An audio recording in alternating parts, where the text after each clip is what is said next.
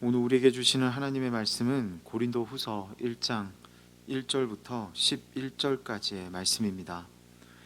하나님의 뜻으로 말미암아 그리스도 예수의 사도된 바울과 형제 디모데는 고린도에 있는 하나님의 교회와 또 온 아가야에 있는 모든 성도에게 하나님 우리 아버지와 주 예수 그리스도로부터 은혜와 평강이 있기를 원하노라.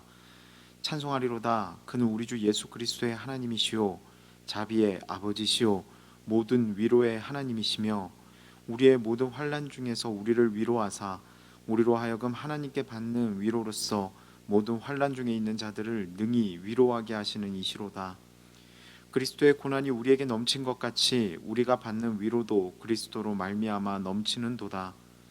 우리가 환난 당하는 것도 너희가 위로와 구원을 받게 하려는 것이요 우리가 위로를 받는 것도 너희가 위로를 받게 하려는 것이니 이 위로는 너희 속에 역사하여 우리가 받는 것 같은 고난을 너희도 견디게 하느니라.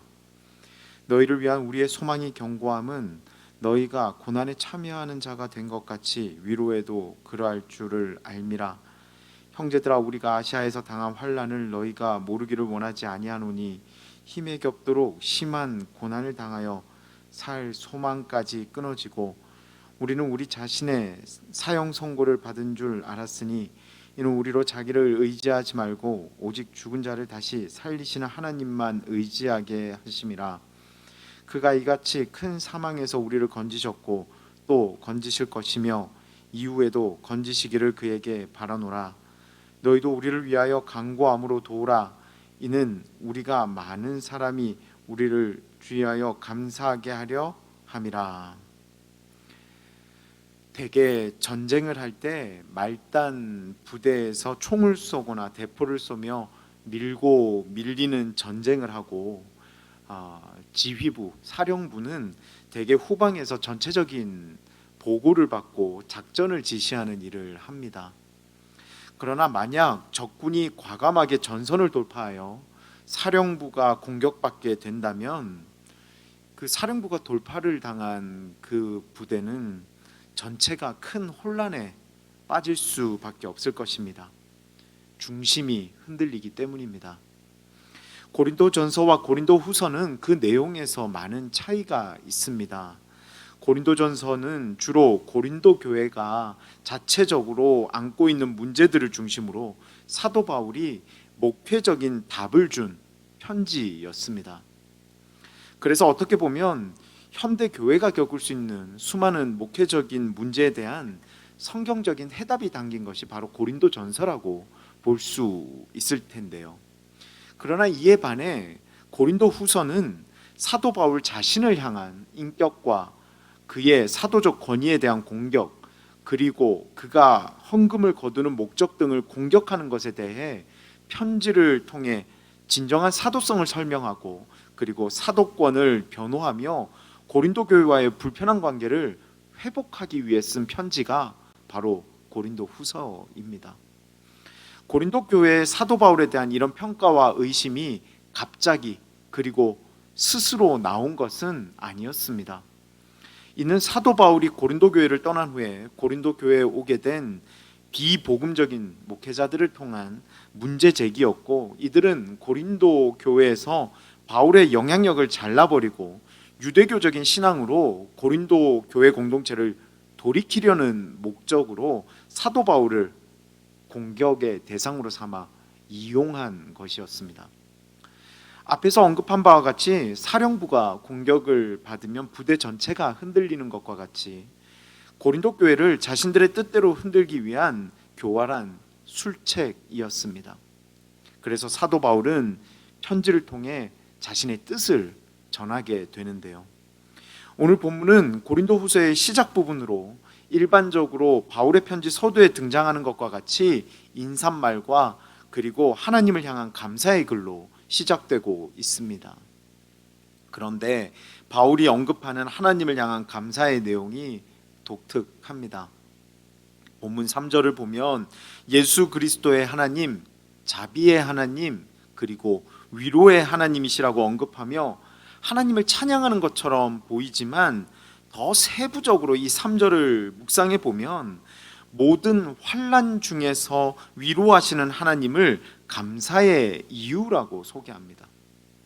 이어지는 내용을 보니 고린도 교회를 떠난 이후 바울에게 많은 고난이 있었던 것 같습니다. 본문 8절입니다. 형제들아, 우리가 아시아에서 당한 환난을 너희가 모르기를 원하지 아니하더니 힘에 겹도록 심한 고난을 당하여 살 소망까지 끊어지고, 살 소망이 끊어질 정도로 아시아에서 고난과 환난을 당했었다고 사도 바울은 고백합니다. 그리고 그 고난은 지금도 계속해서 일어나고 있는 것 같습니다. 이전에 경험했던 고난, 그것으로 끝, 그것이 아니라 이전에도 고난이 있었고 지금도 내가 고난 가운데 있다라고 설명하는 것이죠. 본문 10절입니다. 그가 이같이 큰 사망에서 우리를 건지셨고 또 건지실 것이며 이후에도 건지시기를 그에게 바라노라. 건지셨고라는 과거형도 있지만 또 건지실 것이며 현재에 대한 소망도 있고 또 건지실 것이라 미래에 대한 소망까지 이야기하며 계속된 고난, 그리고 계속해서 진행 중인 고난, 앞으로의 고난을 겪을 상황에 있는 자신임을 그는 편지에서 고백합니다. 그런데 바울은 어떻게 이처럼 고난 가운데 있음에도 불구하고 고난받는 것이 감사한 이유라고 표현할 수 있을까요? 바울이 고린도 후서라는 편지를 쓰게 된 이유도 자신을 향한 음해와 비난을 듣게 되었기 때문인데 어떻게 그는 속 좋게도 편지의 시작을 위로의 하나님이라고 고백하며 감사를 표현할 수 있는 것일까요? 성도님들과 본문 5절을 한 번 더 보기 원합니다. 본문 5절입니다. 그리스도의 고난이 우리에게 넘친 것 같이 우리가 받는 위로도 그리스도로 말미암아 넘치는도다. 고난과 위로의 선순환이라는 글을 읽은 적이 있습니다. 고난과 위로의 선순환. 물론 고난이 선은 아닙니다. 하나님께서 고난을 만들어내신다고 생각하는 것 또한 무리한 생각입니다. 하지만 합력하여 선을 이루시는 하나님은 우리에게 고난이 있을 때 고난으로 위로라는 선을 만들어내시는 우리를 사랑하는 하나님이심을 우리는 기억해야 합니다. 요셉을 생각해 봅니다. 그의 삶에는 중간중간 공급되는 하나님의 위로가 있었습니다. 형들에게 버림을 받아 종으로 팔려갔지만 마침 시덥잖은 집의 종이 아닌 보디발 장군의 집의 종으로 팔려가게 된 것, 그리고 감옥에 갔을 때도 간수장의 눈에 띄어 죄수임에도 죄수들을 관리하는 관리자가 된 것도 어떻게 보면 하나님의 위로였습니다. 이런 위로를 경험한 요셉의 믿음은 시간이 흐를수록 어떻게 바뀌어 갑니까? 시간이, 상황이, 환경이 그의 믿음에 영향을 주지 못합니다. 모르긴 몰라도 이전보다 하나님을 향한 시선이 명확해졌음을 성경을 통해서 우리는 분명하게 알 수 있습니다. 고난 중에 역사하시는 하나님은 고난에서 큰 위로를 경험케 하심으로 믿음 안에 더 굳세게 설 수 있도록 도와주십니다. 그리고 그 위로로 다른 고난받는 사람들을 위로할 수 있는 능력을 갖추게 하시고 위로가 흘러가게 하십니다. 이것이 바로 고난과 위로의 선순환입니다. 고난받은 자가 하나님 앞에 바로 서 있을 때 그 안에서 위로를 받고 그 위로를 통하여서 승리를 경험하고 그 위로를 주변인들에게 전하는 것, 또 고난이 닥쳐오면 하나님 앞에 바로 서서 위로를 받고 그 위로를 또 주변에 전하는 것, 바로 선순환인 것입니다. 사도 바울은 고난과 위로의 선순환이라는 개념을 이미 알고 있었던 것 같습니다. 그러니 넘치는 고난, 지금도 진행되는 고난 속에서도 이것이 끝이 아니며 하나님께서 고난으로 위로라는 선을 만드실 것임을, 위로가 더 큰 위로인 구원으로 이어져 결국은 하나님을 통하여 승리하게 될 것임을 사도 바울은 확신하고 있는 것 같습니다. 그러니 그는 고난이 자신에게 넘치고 억울하고 짜증나는 상황이 흘러 넘치지만 그럼에도 불구하고 위로가 그리스도로 말미암아 넘친다고 바로 이어서 고백할 수 있는 것입니다.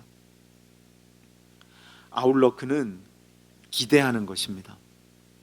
자신에 대한 음해와 오해가 지금은 고난으로 바울 자신에게 어려움을 주는 것들이지만 이 또한 하나님께서 위로를 주는 도구로 사용하셔서 자신에게 더 큰 위로를 주실 것이고 고린도 교회 공동체에도 하나님께서 자신에게 부어주시는 위로를 통해 다시 한번 그 공동체가 굳건해지는 계기로 삼아 또 위로를 주시고 선으로 인도하실 것임을 기대하고 있는 것입니다. 그러니 그는 위로의 하나님을 향해 감사하고 찬양하는 것이죠.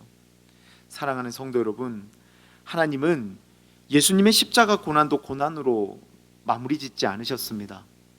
고난으로 구원이라는 위로를 선으로 보여주셨습니다. 그리고 그 위로는 오늘을 살아가는 우리들에게도 영향을 끼치고 있습니다. 고난과 위로의 선순환이란 특별한 인물들 그리고 대상에게만 주어지는 특별한 혜택이 아님을 우리는 기억해야 합니다. 우리에게도 고난이 있을 수 있습니다. 그러나 그 고난을 위로라는 선으로 만드시는 하나님을 경험할 수 있습니다. 그리고 그것에 감격하여 더 굳건한 그리스도인이 될 수 있고 선을 전하는 축복의 도구가 바로 내가 될 수 있습니다.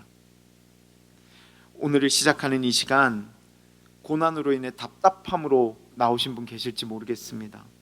혹여나 느끼고 계신 분 계실지 모르겠습니다. 혹 그렇다면 그 안에서 위로라는 선을 만드시는 하나님을 바라보며 소망하는 저와 여러분 되시기를 주님의 이름으로 축원합니다. 그리하여 결국은 하나님 안에서 상쾌함을 누리시기에 부족함이 없는 저와 여러분의 매일의 축복된 귀한 삶이 되시기를 주님의 이름으로 축원합니다. 이 시간 오늘 우리에게 주신 말씀을 기억하며 함께 기도하며 나아가길 원합니다. 하나님, 우리가 고난이라는 그 상황 가운데서도 위로라는 하나님의 이끄심을 기대하며 소망하며 감사의 찬미로 올릴 수 있는 우리 모두가 될 수 있게 하여 주시옵소서. 그래서 위로가 경험되어지고 그 위로를 전하기에 부족함이 없는 축복된 삶을 살아가는 우리 모두가 될 수 있도록, 오늘 한날의 삶이 될 수 있도록 인도하여 주시옵소서. 함께 합심으로 기도하며 나아가길 원합니다. 기도하겠습니다. 사랑과 은혜가 충만하신 하나님 아버지 은혜에 감사를 드립니다.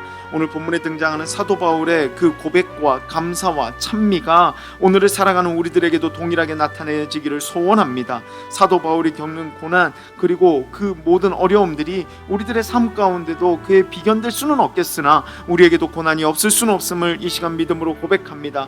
그러나 그 고난이 고난으로 끝나지 않고 하나님 앞에 바로 선 자에게 위로로 함께 하시며 선으로 이끄시는 하나님이심을 고백합니다. 그리고 기대합니다. 그리고 소망합니다. 주님, 우리들의 삶 가운데 일하시고 인도하여 주셔서 고난에 잠식되어지는 삶이 아니라 고난 가운데 소망으로 기뻐하며 고난 가운데 위로하시는 하나님을 경험하여 감사와 감격이 흘러넘치는 축복된 삶을 살아가는 우리 모두가 될 수 있도록 주님 이끄시고 인도하여 주시옵소서.